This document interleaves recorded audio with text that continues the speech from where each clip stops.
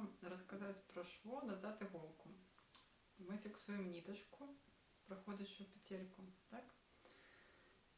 И теперь идем наперед. Я хочу накрыть просто шовчиком, накрыть закрепку, как я не было видать. Я вертаюся ось сюди. І виходжу іголкою, ось отримується моя ниточка, це середина шовка, так? Ось я пройшла, і тоді я буду наступний шовок, я вертаюсь к попередньому, а виходжу так, щоб ця нитка йшла посередині. Бачите, так? Я зараз зверну ще. І ось так. Да, для того, щоб було видно, що ниточка посередині, іголка моя пройшла. І тому не називається шво назад іголку. Я вертаюся кожен раз назад. Це шво нагадує машинну строчку. С другого боку это подобно на стеблинчатое шво, только оно такое больше блытанное, так?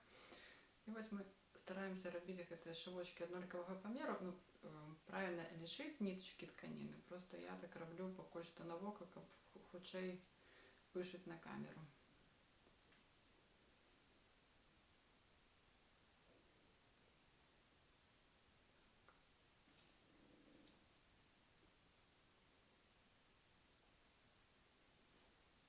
Вот так выглядит шовк. Я, в принципе, могу до конца вот уже нитки не вышивать, а замацуюся.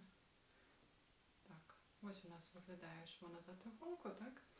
Ось його отворотний бок. І тепер ми фіксуємо нашу ниточку, перевиваючи вокруг этих шовочку. Можна отрезать.